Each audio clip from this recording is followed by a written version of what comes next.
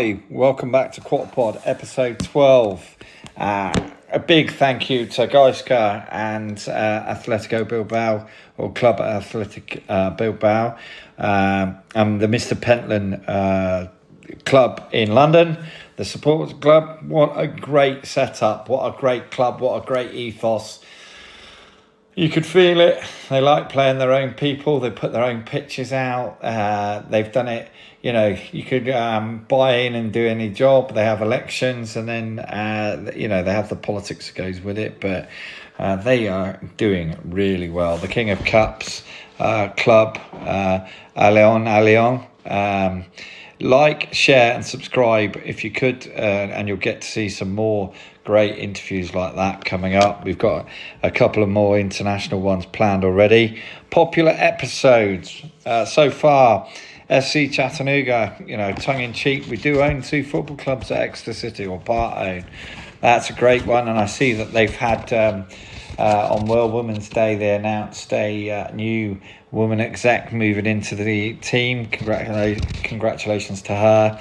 FC United of Manchester, again, a great episode, and it was hilarious to find, which we posted on Twitter, one of their stickers on a waste bin in Wolverhampton, but that's another story.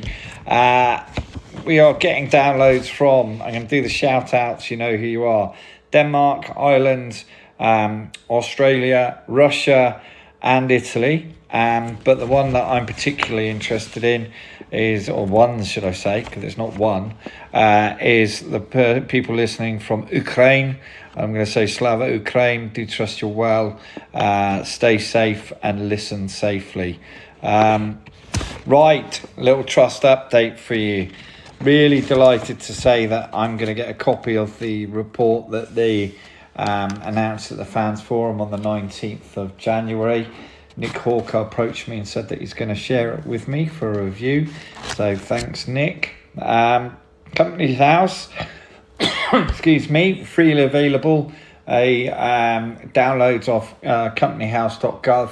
You can go in there, type in Exeter City AFC, and you can get to see the company reports for Exeter City AFC Limited. I've looked at them over the years.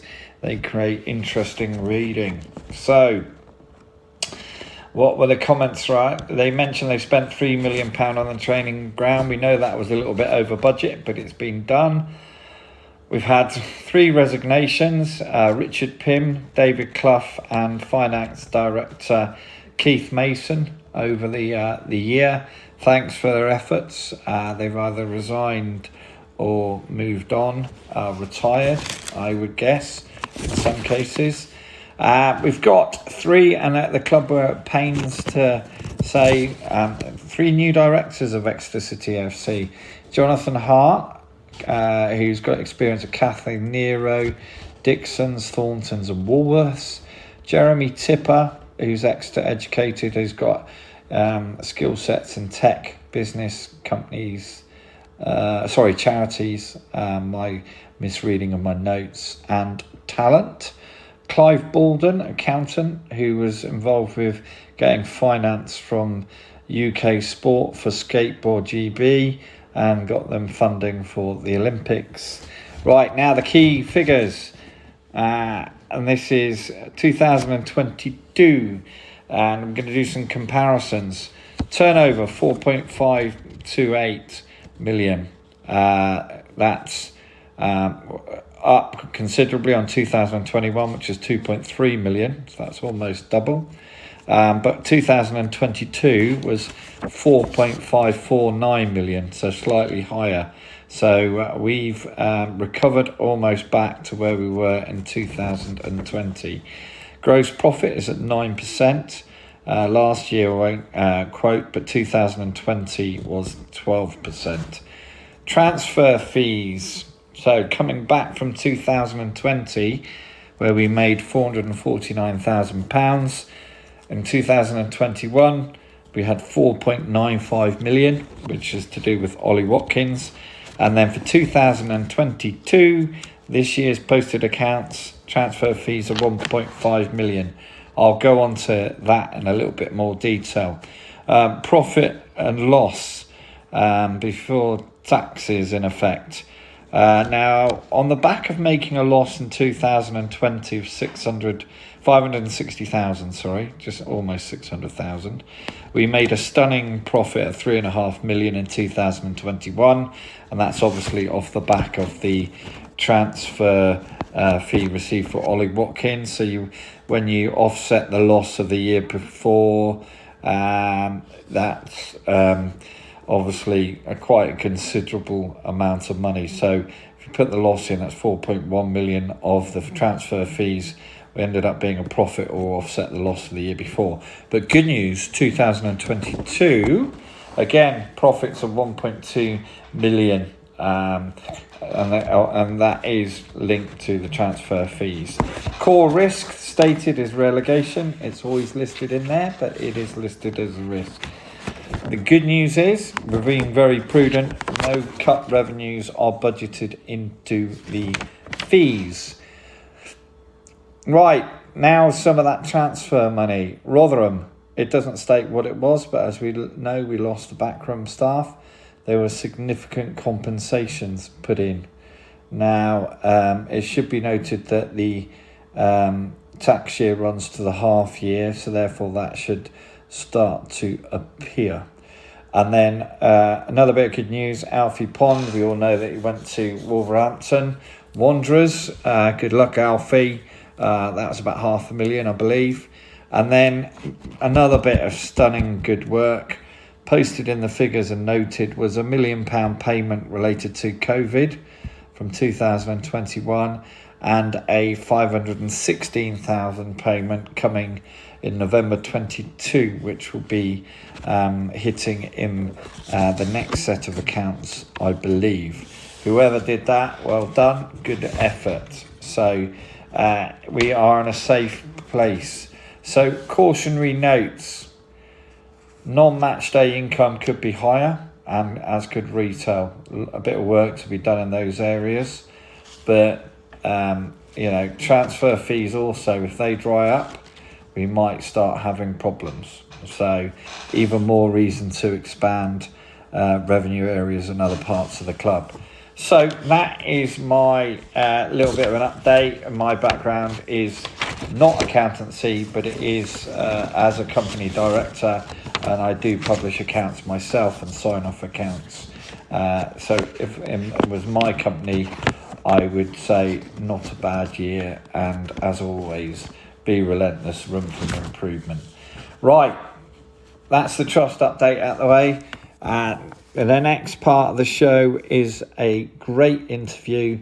He's one of the top 5 strikers ever to play for Exeter City. Enjoy the next part of the show.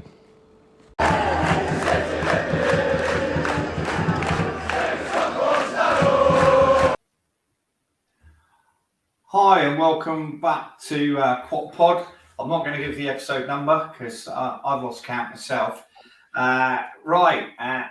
As we know, we don't necessarily tell people who's coming on the show. This one is on the list of I think it's the top 5, and I'm sure he will correct me, as Kevin Nicholson would do, about my introduction if I've got his appearances wrong. So, and if I do anything in this introduction, I'm pretty sure that he'll tell me exactly and put me straight, because I think he made 400 appearances, although Wikipedia says he made 396 for Exeter.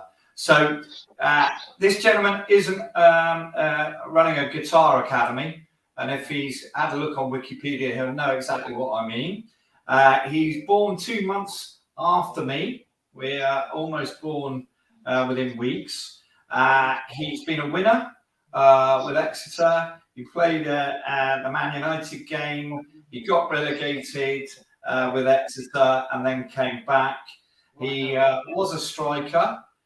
And if you haven't worked out already who it is, I'm going to welcome Steve Flack to Quad Pod. How you doing, Steve? Very well, thank you. You okay? Yeah, good. And what I'd like to do is just share a little bit for our younger fans, because I think there's a couple of generations that that sounds awful, may not know what type of player you were. Now, I think you were about 6'2", 6'3". You were a centre forward. You were very dominating. I believe you used to be a boxer. Is that correct? Oh yeah, I used to do a lot of amateur boxing. Then it got to the stage where I either had to turn pro or pack it up type thing. So I was more into my football than I was my boxing. It was a mate that introduced me into boxing, and literally I just went with him for the extra training. And it just so happened that that was all it was. I thought it was extra training, and I was apparently quite good at it. So I think I had 6 or 7 fights.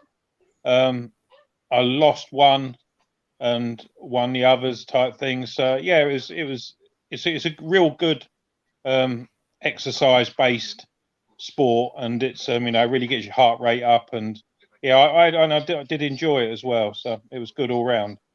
And again, I'm going to get a few things wrong. Was that up Cambridge way? Were you doing that Cambridge way? Yeah, that was Ivan Kopp was the instructor. Yeah, it was Cambridge ABA Boxing Club. So, and you're a Cambridge lad, is that right? Yeah, that's right. Yeah, born and bred. I'm really interested because we put this out on some of these out into grassroots football. Did you play for a youth football team at the time, or how did you get into football? Basically, it was Orwell Panthers. That was my very, very first club. I think it was perhaps under 8s, under 10s. Colin Ingray used to do the training, and Dave Titmarsh used to run the football, and we always used to get changed in his maxi car. There was no dressing rooms or anything like that. So at that age, we all got dressed in the back of a car. And to be fair, when we played, at the end of the year, we usually presentation evening, and we were like bottom of the league. We were getting hammered week in, week out. I can remember they'd done goals. Yeah, goals for was like 25. Goals against was like 130. Really? Yeah. But were you playing as a striker then? No, I was playing left back. That's all right. Back? Yeah, that was I didn't turn striker not till I was 15. Yeah, 15, okay. I think 16. Yeah, when I went up front. So, is that because you were a late grower, or you just played left back? Yeah, honestly, I haven't got a clue. I can't have a clue if someone just said go up front for a couple of games. If someone didn't turn up, I really haven't got a clue how I ended up there, if I'm honest. Okay, that's all right. And sorry, I'm smiling a little bit. I used to be a youth football coach, so I've done the circuit, shall we say. So Cambridge City, 12 appearances, 3 goals. Who was your manager? How did you get a contract up there?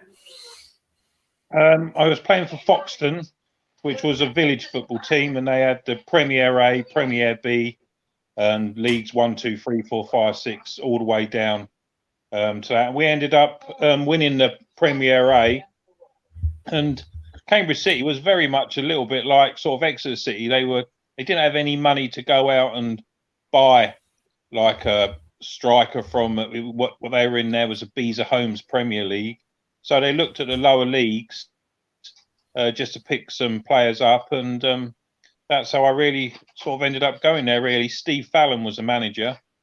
He was a Cambridge United player, and he just sort of offered me a trial. He's literally like, just come and do some training. If you like it, you like it. If we think you're good enough, we might offer you something. If you're not interested, sort of, listen, just come for the training and see what you think. And sort of all went from there, really.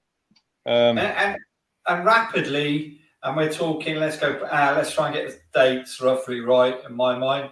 1995, 1997, you went to Cardiff City for £10,000. Is that right? That's correct. Yeah, that was correct. And played 11 games and scored 1 goal. Bit of a tough time, was it? Yeah. It wasn't really it wasn't so much a tough time. It was just that transition, because from going from doing what I'm doing now, building and playing village football, to go into Cambridge City, playing 12 games, and then going professional. All happened in about 2.5 months, 3 months, and I was, I wasn't properly fit. I wasn't, properly integrated into the professional structure of how things work. So it was all just a big upheaval, really, a big shock to the system when I got there. But Kenny Hibbett was the manager at Cardiff City, and Bill Caldwell was the head scout. Yeah. And it just so happened, it wasn't. Bill Caldwell died, and Kenny Hibbett got the sack.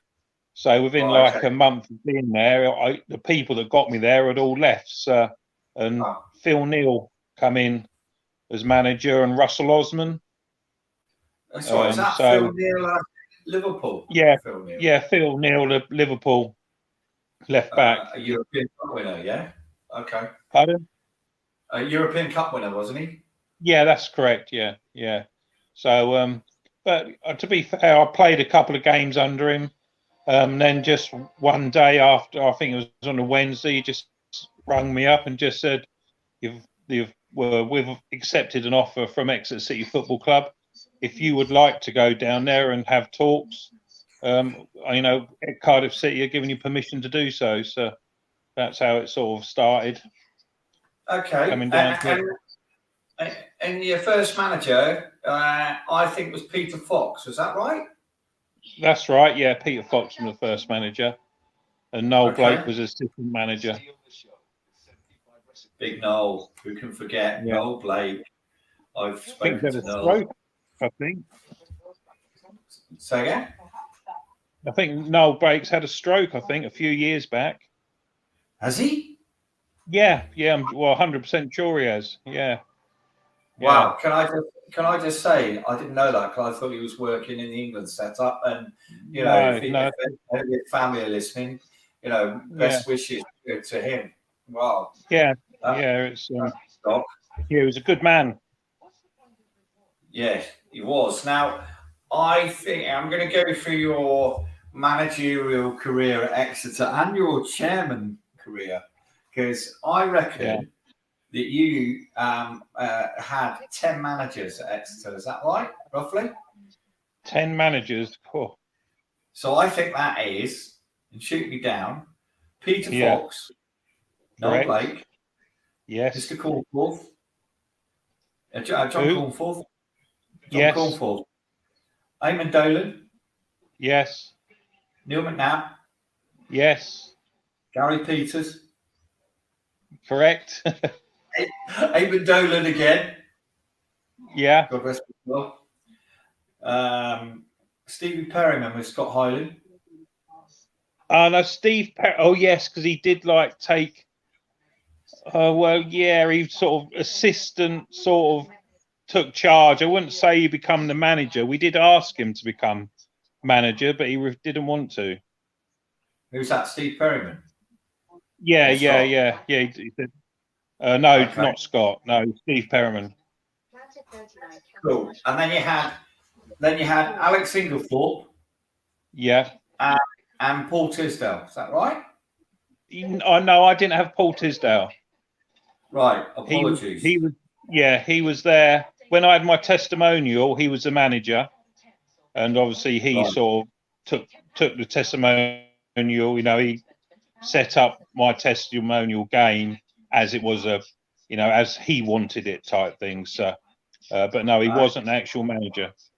He was a player when I was there. Paul Tisdale. I think he come there on loan. I think I'm not 100% sure. I can't remember. I think he did. Yeah. So I reckon that's a record, by the way. Is it?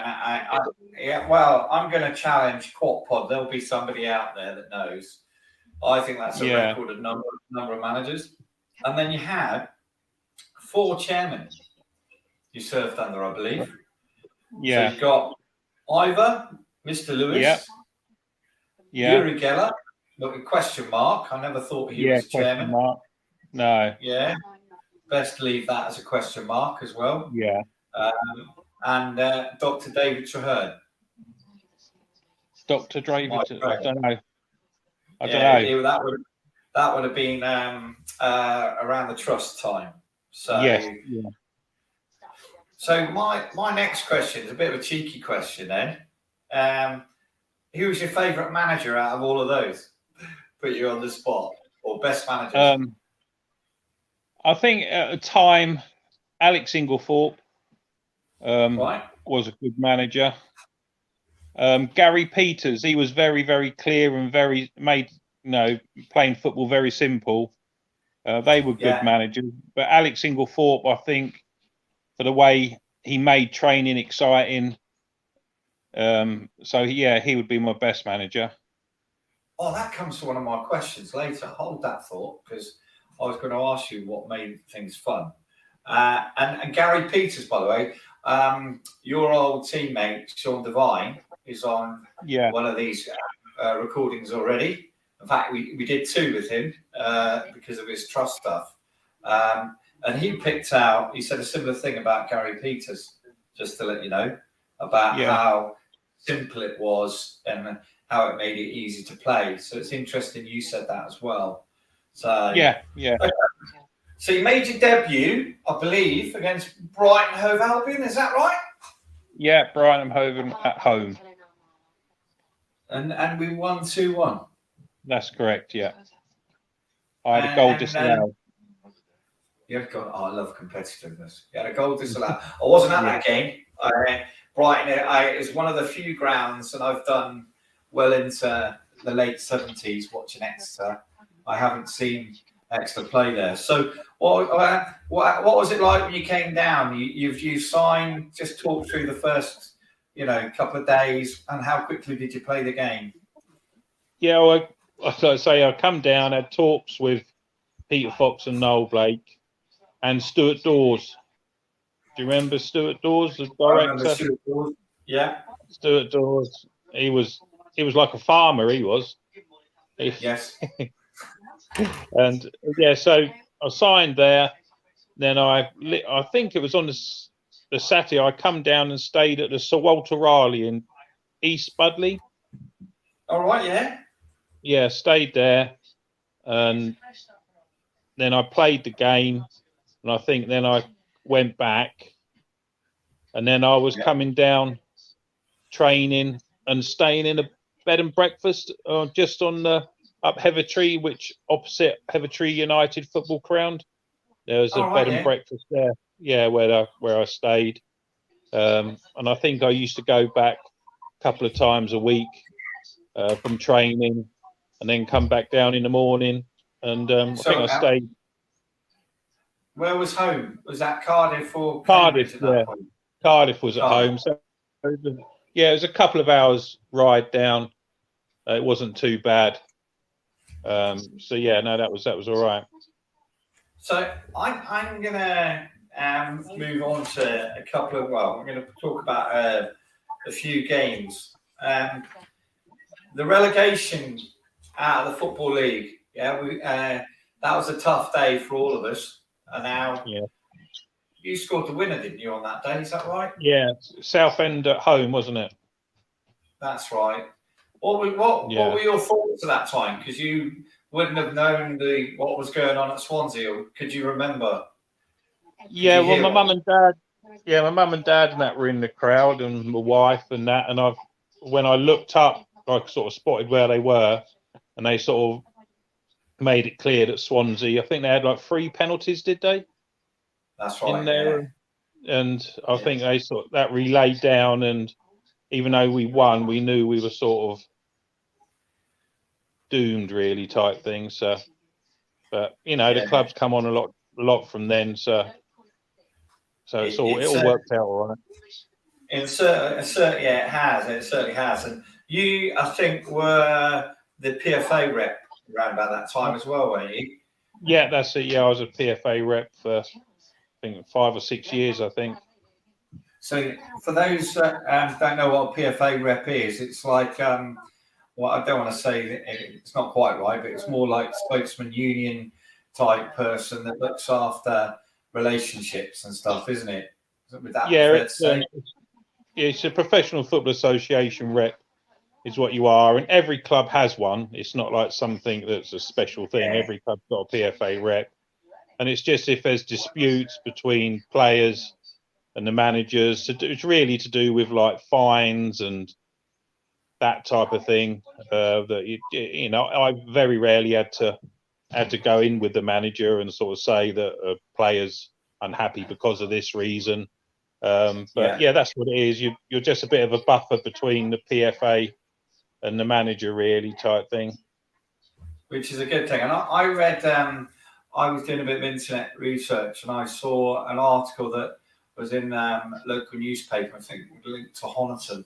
And I think you talked about it was a crazy time. People were, you know, lost relationships, lost houses during some of the times down there. It wasn't stable, was it, around Exeter City at the time? No, it was made out to be stable with Russell and Lewis, but it was a right circus act, really. If I tell the truth, some of the things like Sally Cook, who used to, do loads of stuff for the club. She come out once with a bag full of, like a Tesco's bag full of like coins, and I was like, Sally, where on earth are you going with that? She said, the club haven't got me any money, so they've paid me in the takings from the fruit machine. And her wages were in a Tesco's bag of £1 coins. Wow. Yeah, so. That's absolutely bonkers, isn't it?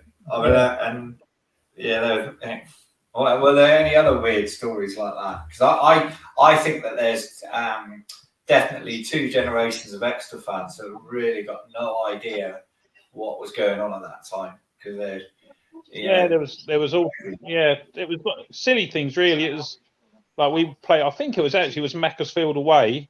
So obviously we had a hotel. We stayed up in a hotel overnight, and it was I think it was a game where there was supposed to be a consortium taking over, and it all collapsed. So like we didn't have enough money for like players' wages, but we had enough money for a bus, hotel, and accommodation. Just some of it made no sense whatsoever. And that is for the benefit. I think it's the game where you scored a goal and did the begging cap routine, begging for money as a goal celebration. Yeah, that's right. Yeah, went cap in hand to the Exeter City fans at Macclesfield.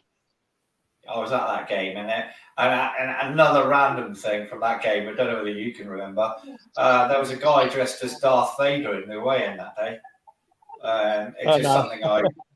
That's something I just recollect from that game. So, pretty crazy. Now, you had chances to leave Exeter, but you didn't, did you? You rejected Bristol Rovers and Hull City to stay at City. Yeah, there was Oxford City. Go on. Oxford City. They offered, I think it was £350,000, but the club and that turned it down. In the end, there was a Bristol Rovers, Hull, Grimsby.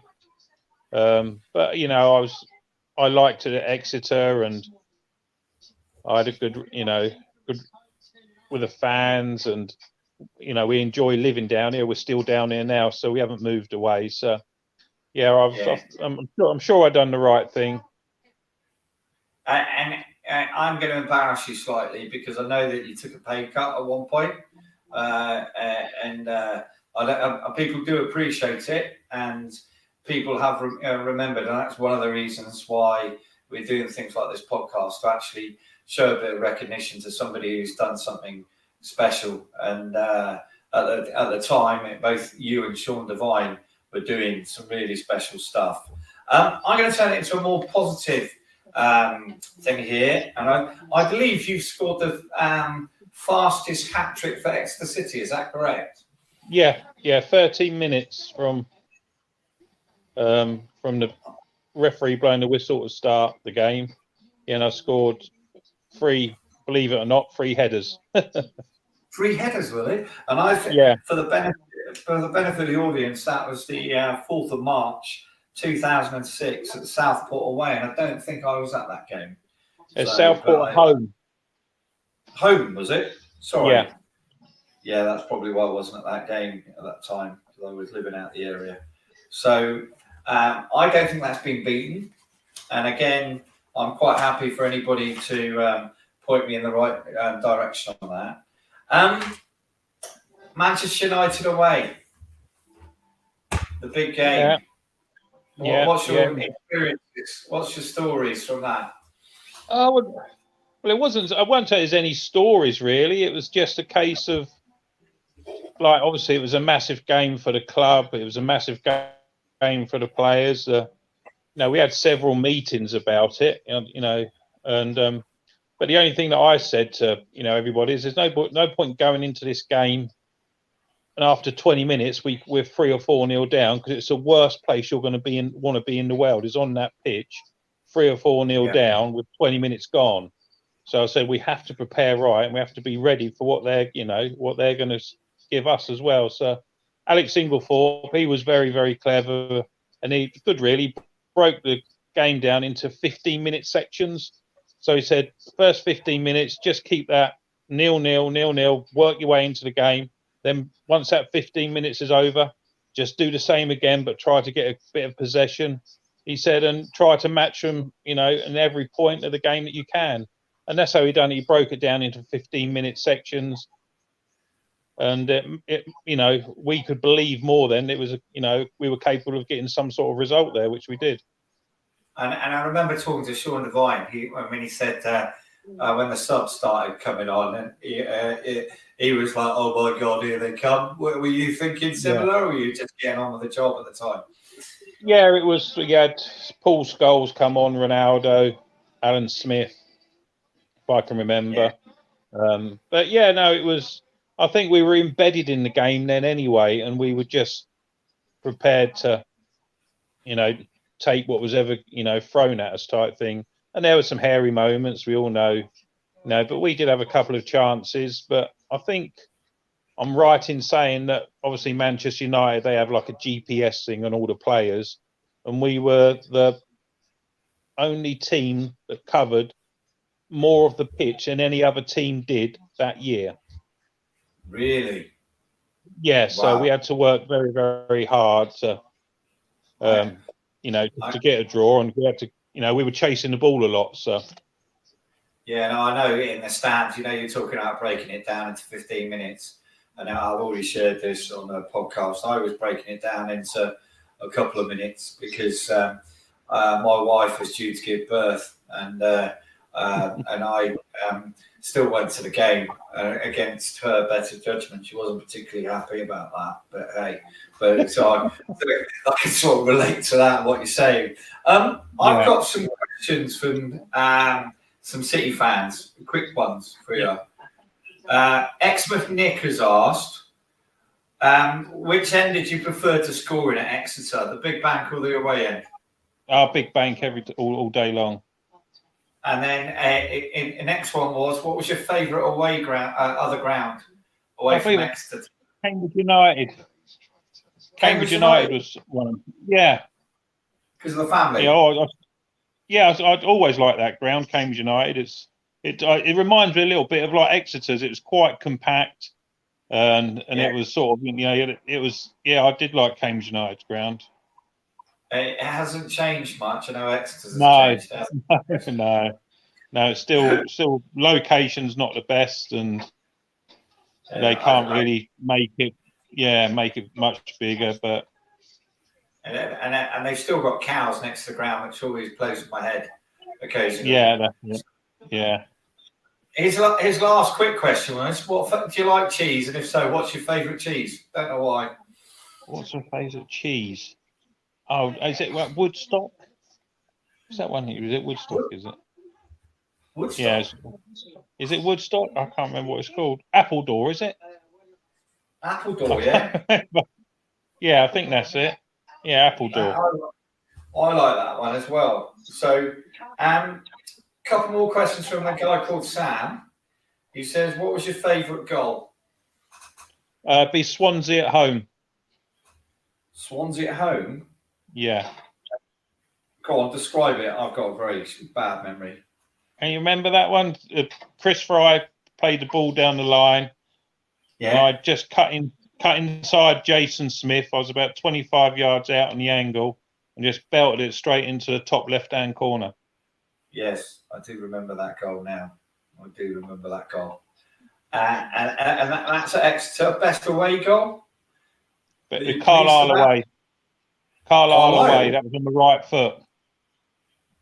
Are you left footed? I can't remember. Are you left footed? Yeah, I'm left footed. Yeah. Was it a tap in or was no, it was. I received the ball from a throw in, again, just cut inside.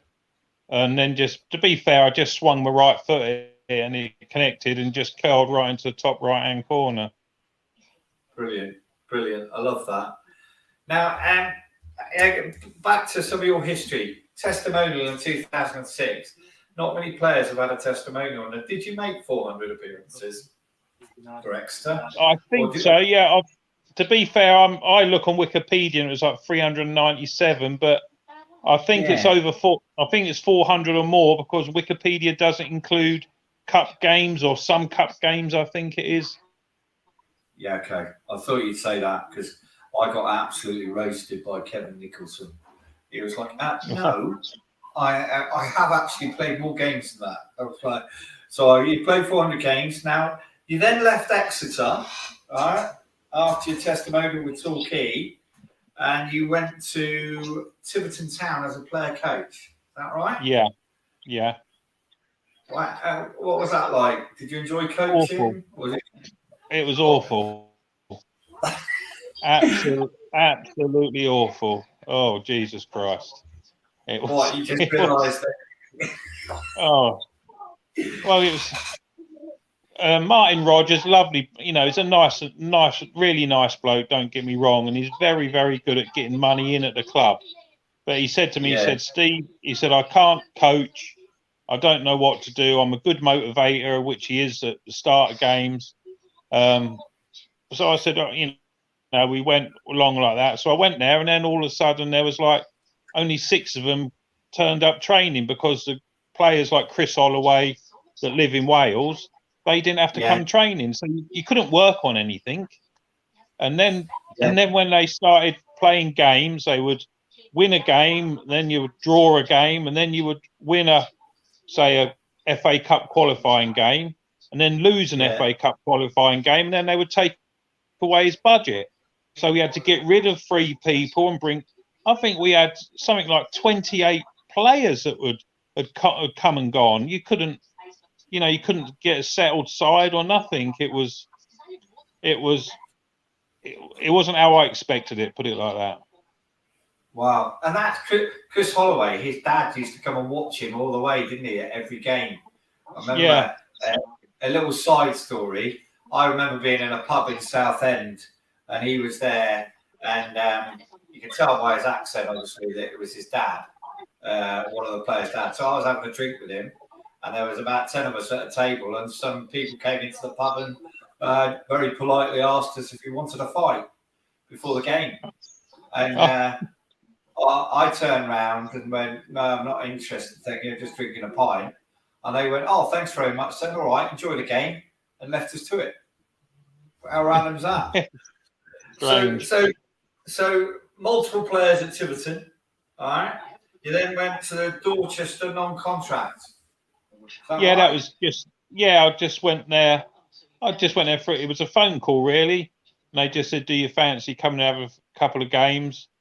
I can't, for the life of me, work out why they, if they were short of players or what it was. But I think I went there. I think I played half a dozen games. I think not many.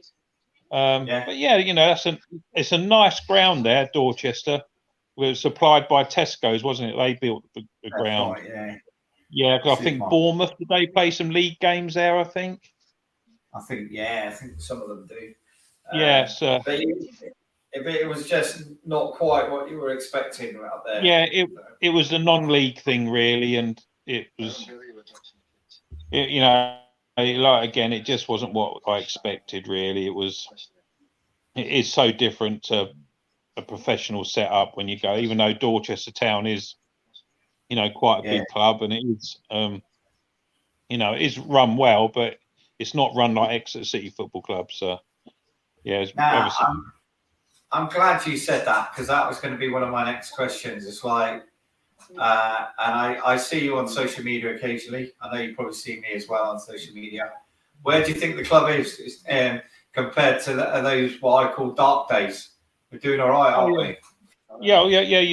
It's transformed very well. It's spent the money wisely. The ground's nice. I went up, like you say, to watch and play Cambridge United. And and I took a friend up there, and we've done the little tour of the ground thing, the Legends Wall, and all that malarkey. So, no, it's in a good place. I think they're spending the money wisely. The training ground now is, really, really nice. It's perhaps better than a League One training ground. It's more of a Championship sort of training ground now. So, yeah. So the club's going in the right direction. They're not going to spend money they haven't got. They're not going to give out massive contracts to players on 4-year contracts on $6-7 grand a week and end up bankrupting the club again. There, Julian Taggy will spend money wisely. I think you're right. We're getting there. We are getting there. So, go on, and you've alluded to Sally Cook getting paid from a fruit machine, which is not great at the time, but it sounds hilarious now, a few years later, and sort of shows you how far we've come. Have you got any other funny little anecdotes that you can think of related to the club? Only a couple of things on the coaches where Martin Rice, the young goalkeeper. Yeah. We used to put like a DVD on their away trips and that, and anyway, put a DVD on, and it comes up on the TVs like play, scene selection, volume, and all that. And we said, well, Ricey, press play then. So instead of pressing play on the video recorder, he touched the screen where it said play on the TV and expecting it to play. Really? Yeah, there's lots of things I could say that I shouldn't say, because obviously the way sort of people are now, that someone would take offence to it. But when we were playing, there was lots of things said that were just took, how they were said, really, just like a joke. And it was good fun. What's your karaoke song? You got a karaoke song? I mean, initiation? No, I haven't. No, to be fair, I haven't had a karaoke song. There wasn't much of anything like that, really. It was just a banter between the players, really, that was good. And the manager, when you had a manager like that, it was. But we had, there were some silly things happened with the Jamie Campbell thing when he headbutted Damien, physio, and all stuff like that with bad times. Really, that was pathetic, really. Some of the carry-ons going on there, but like I say, it's all behind them now, so they are striving and going forward. And do you know what? It's really good to hear you say that it's going forward, because we are, and it's a collective. Now, in terms of you, I sort of know what you do, because you won't have realised, but a little while ago I hooted your van in Honiton, and gave it to you, because I believe you're working it back on the tools again. Is that right?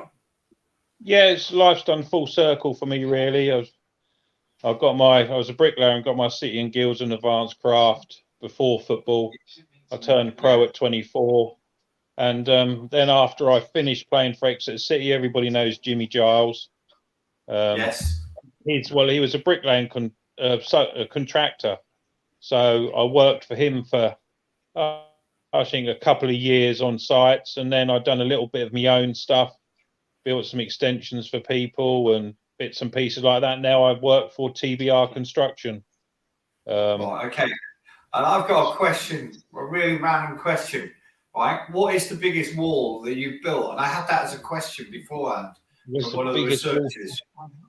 I think I think it'd be like a massive retaining wall in Tiverton. That was, I think Really? it was. We were retaining. I think they were saying like, I think 7,000 blocks in it or something ridiculous. It was.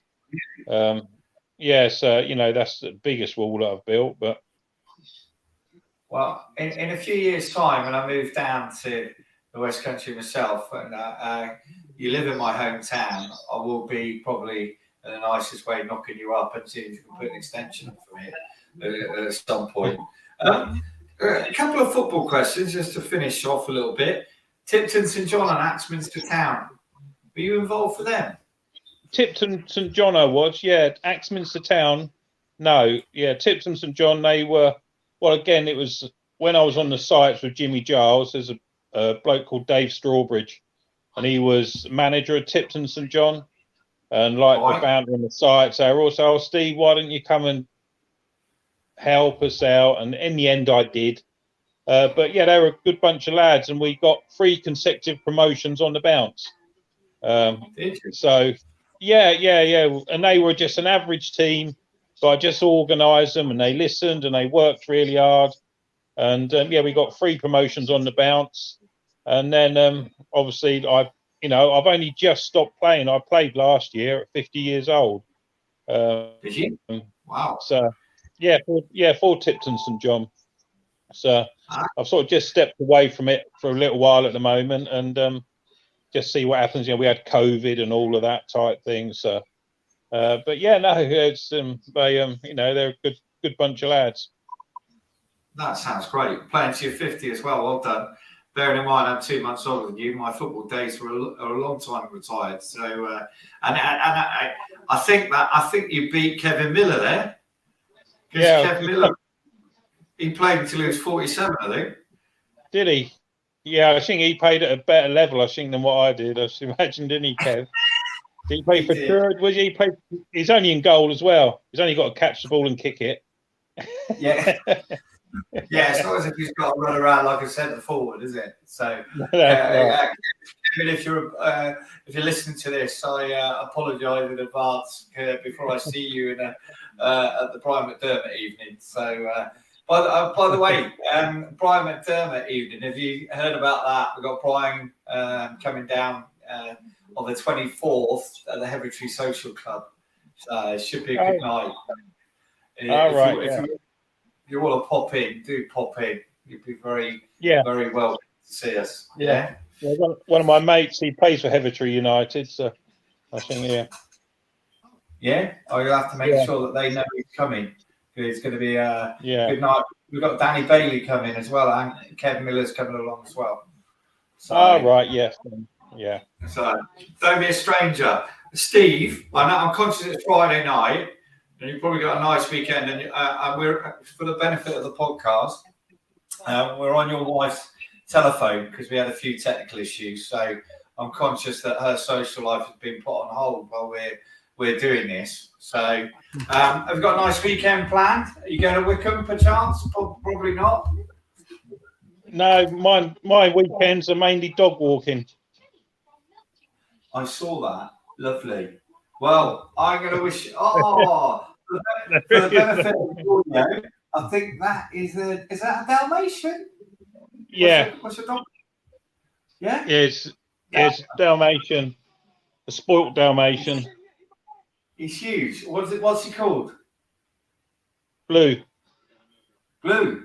I thought you were going to say Flak Attack or something. So brilliant. Well, Steve, thanks so much for coming on. It's really, really appreciated. I'll try and see you at the park next time because I'll come and say hello. But I really appreciate you coming on, and keep coming up the park because you're very well thought of up there. So, thanks for coming on, Steve. No worries. Thanks very much.